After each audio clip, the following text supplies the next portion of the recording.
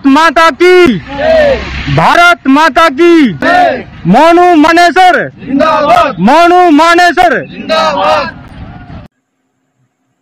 अस्सलामुअलैकुम वरहमतुल्लाहि वबरकातुहू। आप तमाम नाजरीन का हमारी आवाज़ हक के साथ चैनल में इस्तकबाल है। नाजरीन, इस वक्त आपसे हम बहुत ही अहम खबर शेयर करने जा रहे हैं। नाजरीन, आज की वीडियो में हम मेवात के मुद्दे पर बात करेंगे, जिसमें से हमने चुनी हुई चंद बातें ली हैं और वो हम आपके सामने पेश कर रहे हैं। इसलिए आप वीडियो को आखिर तक पूरा देखें। ये दो खबरें देखिए, हेडलाइन देखिए, एक ही जगह की हिंसा की खबरें और हमारे देश की खुलकर बेशर्मी करने वाली सरकारों में से एक खट्टर सरकार की सीनाजोरी भी देखिए। वारदात एक जैसी, आरोप एक जैसे, क्राइम एक जैसा और सजा धर्म देखकर। बुलडोजर वाली खबर में आपको अकरम, सद्दाम, वाहिद, मौसम, आस मोहम्मद जैसे नाम तो दिख जाएंगे, लेकिन मजाल है अमित, सचिन, विक्की, मोनू, बिट्टू जैसे नाम आपको कहीं दिख जाएं। दंगा हुआ, हिंदू मरा, मुसलमान मरा, दोनों के ही परिवारों पर दुख का पहाड़ टूट पड़ा। दोनों ही तरफ हथियार देखे गए, पत्थरबाजी हुई, गोलियां चली। जो अपराधी इसका हिस्सा थे वो दोनों ही धर्मों के थे, वहीं जो इसका हिस्सा ना बने और ना बनना चाहते थे उन्होंने अपने से अलग धर्मों के लोगों को शरण दी, रखवाली की, मदद भी की, और वो भी दोनों ही धर्मों के थे। लेकिन कार्रवाई खट्टर सरकार ने की वोट बैंक के लिए। वोट बैंक यानी आप लोग इन नेताओं के लिए सिर्फ इस उपाधि के लायक ही रह गए हैं, वोट बैंक।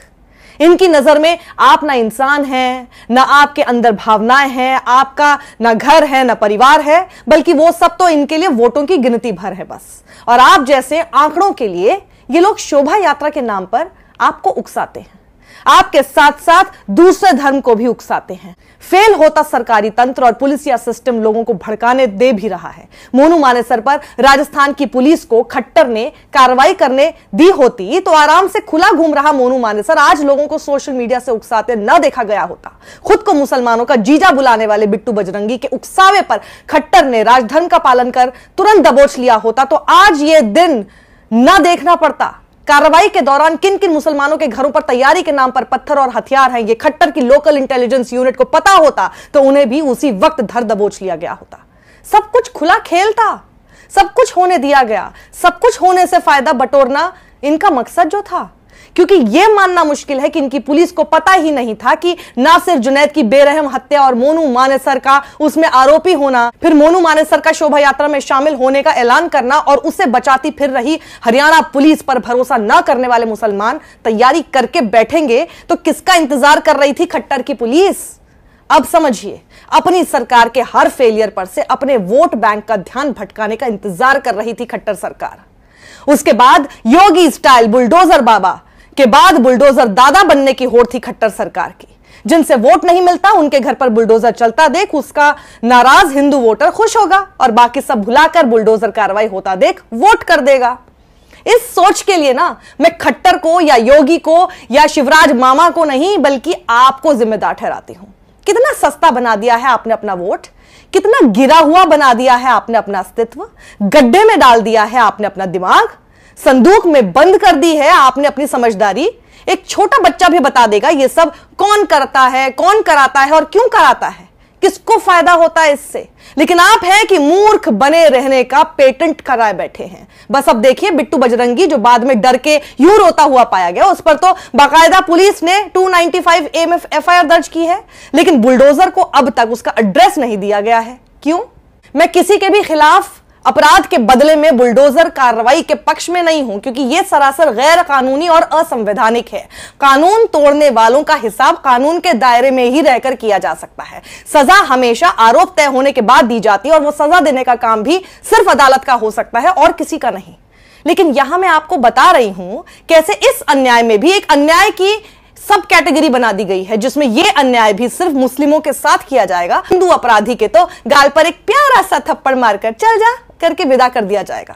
देखिए ना कैसे बिट्टू बजरंगी पर केस किया और कितनी जल्दी और आसानी से उसकी बेल भी हो गई। यही बेल है गाल पर प्यार से पड़ा वो थप्पड़ जो मुसलमानों का नाम आते ही बुलडोजर का रौद्र रूप ले लेता है। वहीं यह फेलियर सुप्रीम कोर्ट का भी है। अदालतों की आंखों में आंख डालकर सजा देने का काम खुद पुलिस और सरकारें कर रही हैं। पहले यूपी, फिर एमपी और अब हरियाणा। क्या कर रहे हैं आप? आपकी चुप्पी यह साबित कर रही है कि अब पुलिस ही सजा सुनाएगी, सरकारें ही सजा तय करेंगी। अदालतें फिर क्यों हैं? ताले लगा दीजिए अदालतों पर।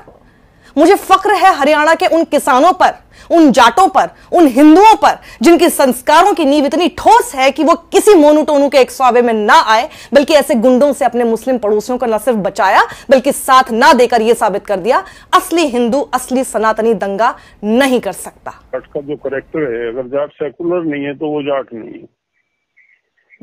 जाट जो है वो हमेशा, जाट का इतिहास उठा के देख लो, उसने हमेशा जो सही बात हुई है उसको सपोर्ट किया, कहा है उसको। वो कभी किसी संकीर्णता में आके कोई निर्णय नहीं लेता। सदियों से, आज के नहीं है, कोई आसमान से नहीं आए ये जो भी लोग हैं। मेवात कहाँ से आया? मेवात एक क्षेत्र है जी, उस क्षेत्र में रहने वाले लोगों को मेवाती कहते हैं। चंद्रपाल जी के बारे में यह खबर देखिए। मैं नमन करती हूं चंद्रपाल जी को, उनके माता पिता को, उनकी पूरी परवरिश को, जिन्होंने अपने दोस्त आमिर खान की रखवाली की। यह खबर जरा आप पढ़िए। गौतम को पता था कि उनके गांव का आमिर खेतों पर मकान बनाकर रहता है। दंगाइयों के लिए गांव में तो हमला करना संभव नहीं होता, इसलिए उन्होंने हमला करने के लिए आमिर खान का मकान चुना। जब ये दंगाई आमिर के घर पर तोड़फोड़ कर रहे थे तब चंद्रपाल बीच में आ गए और इसलिए उन दंगाइयों को भागना पड़ा। मुझे गर्व है अपने हरियाणा के उन मुसलमानों पर जिन्होंने कितने भी जुल्म हो पर सही का साथ देना कतई नहीं छोड़ा। यह खबर पढ़िए। मुस्लिम महिलाओं ने हिंदुओं को बचाया, गुरुकुल के बच्चों को दी पनाह। हिंदुस्तान की दूसरी हेडलाइन पढ़िए। दंगाई तो मार ही डालते, मुस्लिम इंजीनियर ने 35 हिंदुओं की बचा ली जिंदगी। तीसरी हेडलाइन इंडिया टुडे के हवाले से पढ़िए। How 2 Muslim families saved Hindu man and his son amid new violence. और अब योगेंद्र यादव का यह ट्वीट पढ़िए और थोड़ा सा दिमाग पर जोर डालिए। जिस मेवात को बदनाम करने के लिए पूरा सरकारी दरबारी तंत्र लगा हुआ है उसका सच देख लीजिए। ब्रिज 84 कोसी परिक्रमा के तीर्थयात्री लोगों के लिए पिछले 2 सप्ताह से तालीम हुसैन ने अपना घर खोल रखा है। यह है मेवात। वहीं भूपेंद्र चौधरी ने लिखा इस वीडियो को शेयर करते हुए, वीडियो मेवात के पुन्हाना क्षेत्र में स्थित गांव नीमका में तालीम हुसैन के घर के हैं। ब्रिज 84 कोस यात्रा जो करीब महीना भर चलती है और गांव नीमका उस यात्रा की परिक्रमा में पड़ता है। तालीम भाई ने अपने नए बने घर को यात्रियों के ठहरने व आराम करने के लिए खोल दिया है। समझ रहे हैं आप किस जगह की बात है ये? वहीं पत्रकार कृष्णकांत लिखते हैं हरियाणा के उस मुस्लिम परिवार को मेरा सलाम पहुंचे जिसने करण सिंह और विवेक नाम के पिता पुत्र और एक महिला पुलिसकर्मी को पनाह देकर उनकी रक्षा की। सोहना के रहने वाले प्रॉपर्टी डीलर करण सिंह अपने बेटे विवेक के साथ नूह गए थे प्लॉट देखने के लिए। वहां दोनों अपनी फॉर्च्यूनर के साथ ब्रिज मंडल यात्रा में शामिल हो गए। यात्रा के कुछ किलोमीटर चलने के बाद दंगा भड़क गया। भीड़ ने पिता पुत्र को गाड़ी से बाहर खींच लिया और उनकी पिटाई की। आगे वो लिखते हैं जान बचाने के लिए दोनों भागकर एक घर में घुस गए। यह घर 15 सदस्यों वाला संयुक्त मुस्लिम परिवार था। परिवार ने आश्वासन दिया कि घबराओ मत, आप यहां सुरक्षित हो। थोड़ी देर बाद बाहर शोर हुआ और फिर दरवाजे पर दस्तक हुई। परिवार ने दरवाजा खोला। एक महिला पुलिसकर्मी थी, उसे भी अंदर बुला लिया गया। करण सिंह ने हिंदुस्तान टाइम्स को बताया है कि हम तीनों को घर के अंदर पनाह देकर वह परिवार बाहर पहरा देता रहा ताकि कोई खतरा ना हो। वो हमारे लिए उस दिन देवदूत थे। उन्होंने हमें खाना खिलाया और जो चोट लगी थी उसका प्राथमिक उपचार किया। ये तीनों लगभग 5 घंटे उस घर में एकदम सुरक्षित रहे। जब थोड़ी शांति हुई तो परिवार के लोगों ने इन तीनों का हुलिया बदला। लड़के को एक मुस्लिम प्रतीक वाली टी-शर्ट पहनाई, महिला पुलिसकर्मी को बुर्का पहनाया और सुरक्षित वहां से उनके घर भेजा। करण सिंह बाद में अपनी गाड़ी खोजने गए जिसे शैतानों ने जलाकर राख कर दिया था। लेकिन जहां उन्होंने पनाह ली वहां इंसानियत बसती थी, इंसानियत बच गई। बचाने वाला मुसलमान और गाड़ी को आग लगाने वाला, उन्हें पीटने वाला भी मुसलमान। आपको तय करना है आपको कौन सा मुसलमान बनना है या आपको वो हिंदू बनना है जो एक आमिर खान के घर को तबाह करने के लिए पहुंचता है, या फिर चंद्रपाल जैसा हिंदू बनना है जो आमिर खान को आकर बचाता है, उसके घर को बचाता है, जिसको देखकर भीड़ डरकर तितर बितर हो जाती है। और सिर्फ ये परिवार ही नहीं, वो हर व्यक्ति जो मारने वालों में नहीं बल्कि बचाने वालों में शामिल है, वही तो हिंदुस्तान की उम्मीद है, वही असली हीरो हैं। दंगाइयों ने तो दुनिया को बर्बाद किया है, लेकिन इंसानों ने इंसानियत में यकीन रखते हुए हमेशा इसे खूबसूरत बनाया है। और कृष्णकांत आगे आपसे पूछते हैं, आप क्या बनना चाहते हैं, इंसान या दंगाई शैतान?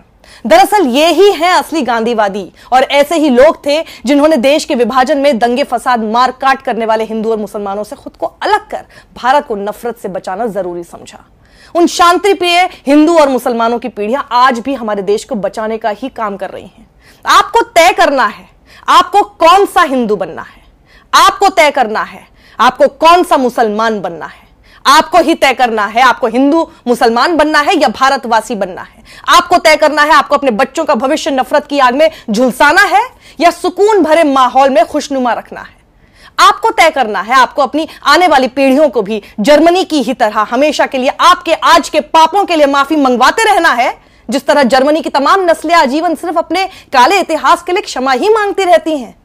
आपको तय करना है आपकी मूर्खता का माखौल बनाते इन नेताओं के आगे अपना वोट इतना सस्ता बना देना है या उनके चेहरे की हंसी छीनकर उल्टा उनके ही माथे पर चिंता की लकीरें बनाकर अपने बच्चों के भविष्य के लिए वोट को बेशकीमती बनाना है। आपको तय करना है, सिर्फ आपको बर्बादी करानी है, बुलडोजर चलवाना है या बिल्डिंग, ट्रेन, सड़क, स्कूल, अस्पताल बनवाने की नींव तैयार करनी है। सोच लीजिए, क्योंकि आपके फैसले पर ही देश की राजनीति की दिशा तय होगी। अगले 1 साल बहुत नाजुक है। दंगों को उकसाने वालों को तो रिवॉर्ड दिए जा रहे हैं। यह शख्स याद है ना, इस शख्स को पार्टी दिल्ली बीजेपी उपाध्यक्ष इसकी किस काबिलियत के लिए बना रही है, क्योंकि 2020 से पूरा देश तो उनकी एक ही काबिलियत से वाकिफ है। सीसीपी साहब हमारे सामने खड़े हैं। मैं आप सबके बिहाफ पे ये बात कह रहा हूँ, ट्रंप के जाने तक तो हम शांति से जा रहे हैं, लेकिन उसके बाद हम आपकी भी नहीं सुनेंगे अगर रास्ते खाली नहीं हुए तो। ठीक है। क्या हरियाणा से ये आग दिल्ली पहुंचाने की तैयारी यूं हो रही है? सावधान हो जाइए दिल्ली, आपको तय करना है कैसा भारतवासी बनना है। सत्यमेव जयते। ये वो वीडियो हैं जिन वीडियोस को और जिन खबरों को गोदी और मोदी मीडिया नहीं दिखाता है। तो आप इस वीडियो को देखने के बाद आपसे दरखास्त है कि ज्यादा से ज्यादा आप इस वीडियो को शेयर करें, लोगों तक आप इसको पहुंचाएं, ताकि लोगों को पता चल सके कि दोनों तरफ की बातें किस तरह हैं और दंगा किस तरह भड़काया गया है। तो नाजरीन, आपको क्या लगा आप हमें कमेंट कर जरूर बताएं।